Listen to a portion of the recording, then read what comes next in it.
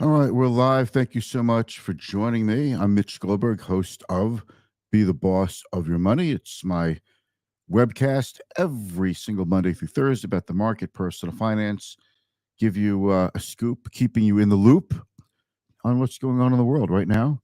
It's all about the budget negotiation in Congress. So you see, here's where we stand. This is what we have. 3 months ago, we had a big standoff in Congress over raising the debt ceiling. The debt ceiling is the limit to how much money the US government is authorized to borrow.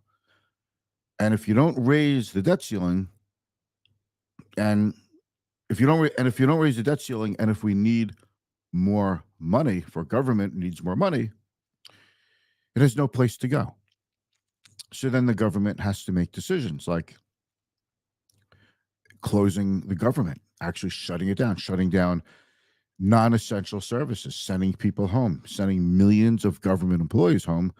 And if you think, well, I'm not a government employee, it doesn't affect me.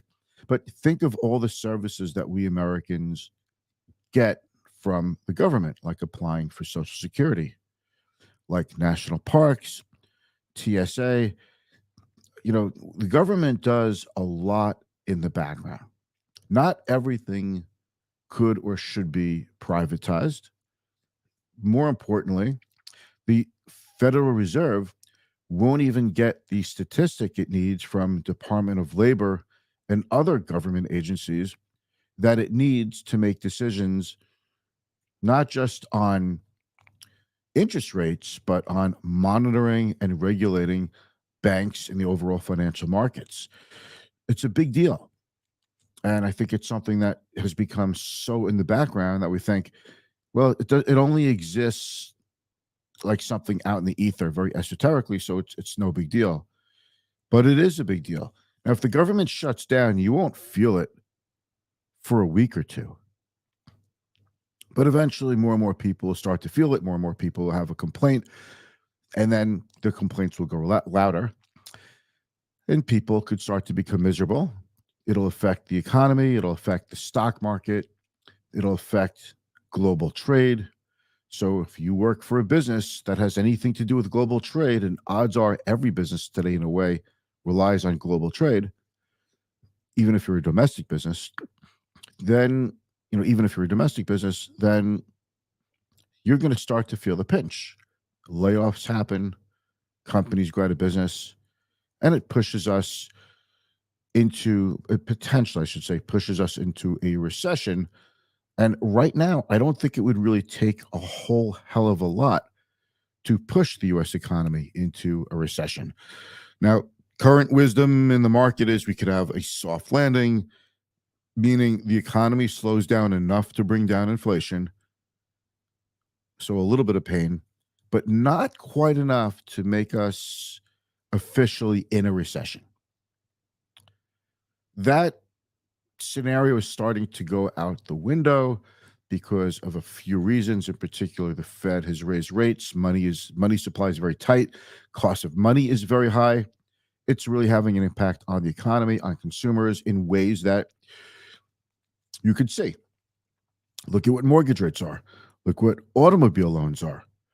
All right. So, anything that has anything to do with financing, like carrying credit card debt, these are all becoming more expensive, and they're putting the pinch on most consumers.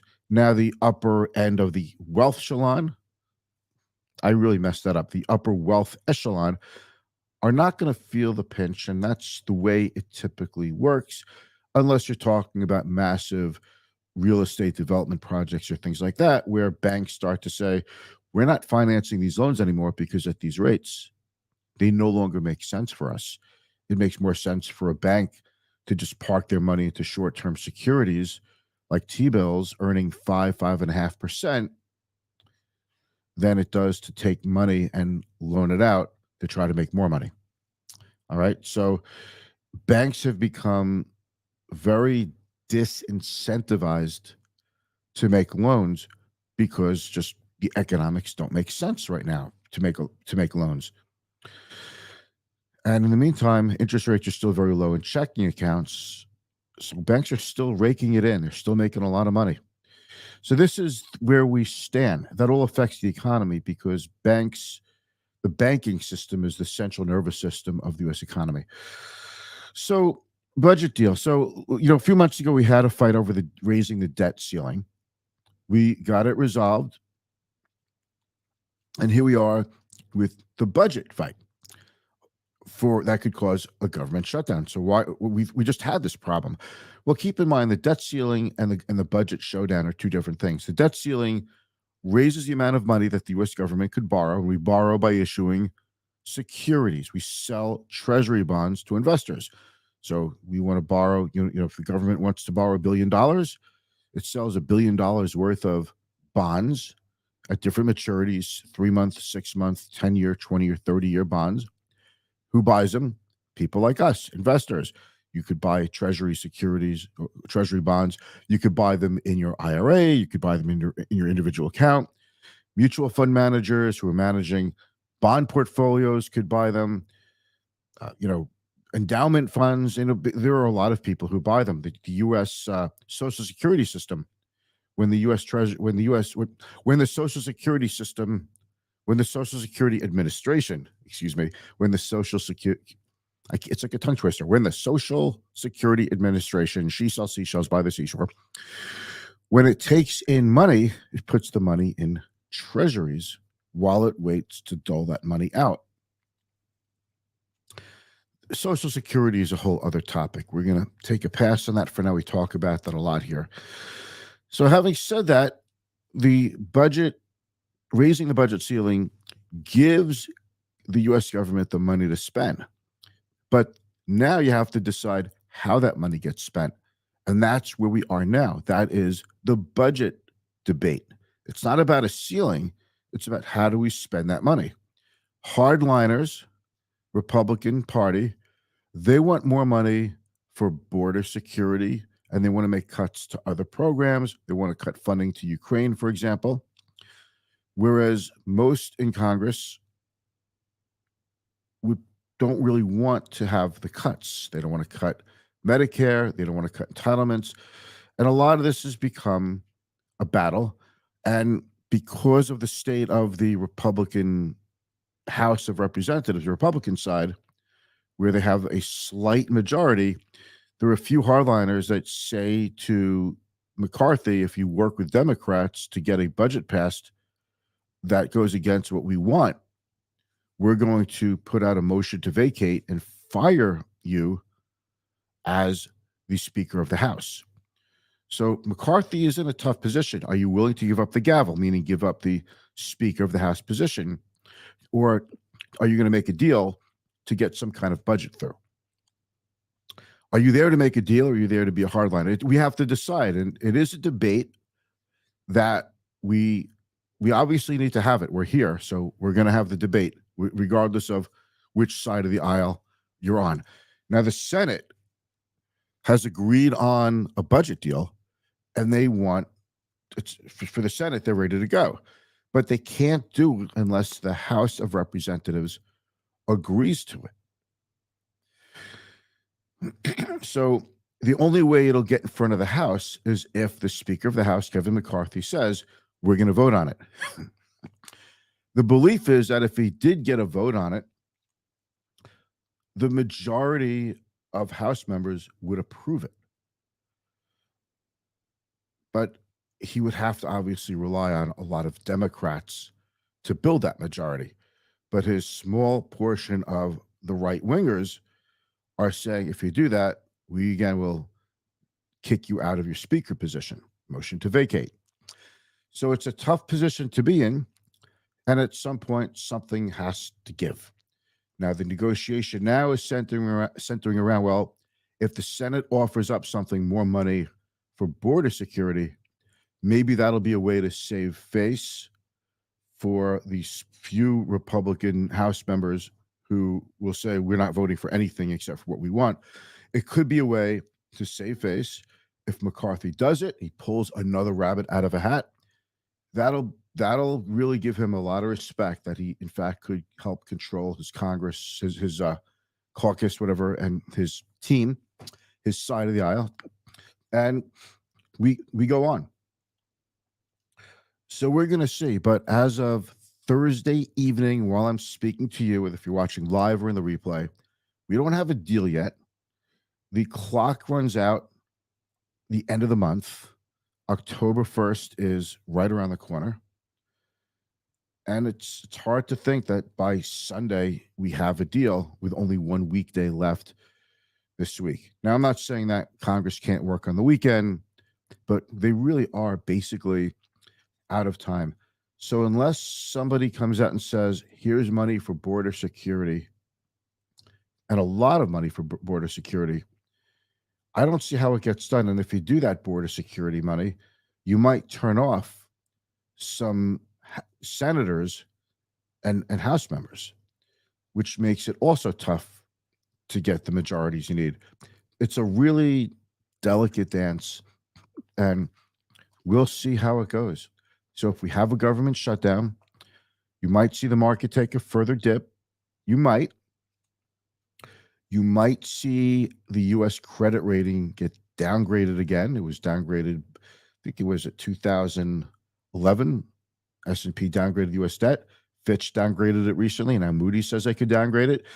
When the U.S. debt is downgraded, okay, when U.S. debt is downgraded, it could make the cost of our debt, the interest rate, higher, which our government pays. So the U.S. government not only does it borrow a lot, but it pays a crap ton of money in interest on that debt. So if the debt interest rate goes higher, that's more money going to our debt service and less money going to us, the citizenry, in terms of having the benefits of the things that the government would spend money on.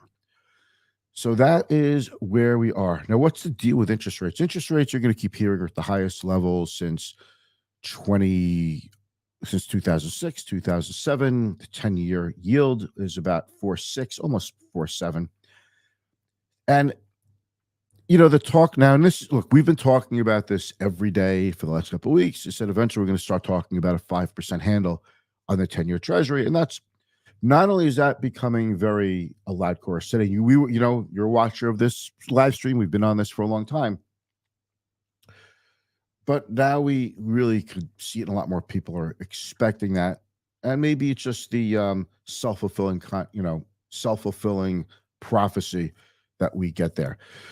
But you could buy T-bills now paying 5.5%, 5.6%, 5% plus across the board from 1 year to 2 year T-bills. Okay. So let me explain something to you. You could buy, there are money market funds from reputable firms that are paying 5% plus. In fact, one that's paying over 4%, New York State Municipal Money Market Fund. And if it's New York State, that means if you live in New York State, you don't pay income tax on state, you don't pay state income tax on the interest. And if you live in the city, New York City, you don't have to pay the city tax on the interest either. So it's not triple tax. I'm sorry, it is triple tax free. And that's over 4%, which is for many people that on an after tax equivalent yield is better than 5% on a regular taxable money market fund. But a T-bill is a short-term bond, typically 1 year and under. I know we sometimes talk about 2-year treasuries as a T-bill, but the general rule is that 1 year or less for a treasury bond, it's called a T-bill. Just a name, treasury. You could say a 6-month treasury bond, or you could say a 6-month T-bill. It's the same exact thing. But short-term T-bills are paying 5% plus. So that is not a bad place to be. It does take a little bit of effort. You have to buy them. You have to open up a securities account. You can't buy them in a checking account or a savings account. But you could also get money market funds now that are over 5%. So why would you buy a 6-month or 1 year T-bill or a 2-year treasury bond that's paying over 5% when you could buy a money market fund that pays over 5% with daily liquidity? I'll tell you why. It's about interest rate risk and reinvestment risk. If the Fed starts to cut rates next year, which is expected, second half of next year, where the market's expecting 2 rate cuts. But let's say interest rates go down. If that happens, then the money market fund yield, okay, the interest rate of the money market fund will follow suit and go lower. The 6-month, 1-year, 2-year treasury bonds, they at least lock in the rate for the duration or for the maturity length of that bond. If you have a year left, you buy a T-bill with 1 year left to maturity, then you've locked that rate in for 1 year. So if interest rates start to tick down, at least you've locked in a good yield for a little bit longer. Now, if yields go up, the money market fund should reflect that pretty quickly. But if you lock your money up in a 1-year T-bill, the rate's not going to go up. The bond will go down in price, so it'll appear that the rate is higher for a new buyer. But if you're already an owner of the bond, your bond could go down a little bit in value, but you know that at the end, at maturity, at the end of the bond's life at maturity, you're getting your money back plus the interest you've gotten also. So it's all about how you perceive interest rate risk and how you want to buy your fixed income, your bonds. It's one of the things that I do, by the way, as a financial advisor. I help people decide all of these things. It's not just a matter of a mutual fund or an exchange traded fund. Sometimes T-bills, short-term T-bills, sometimes are the right way to go.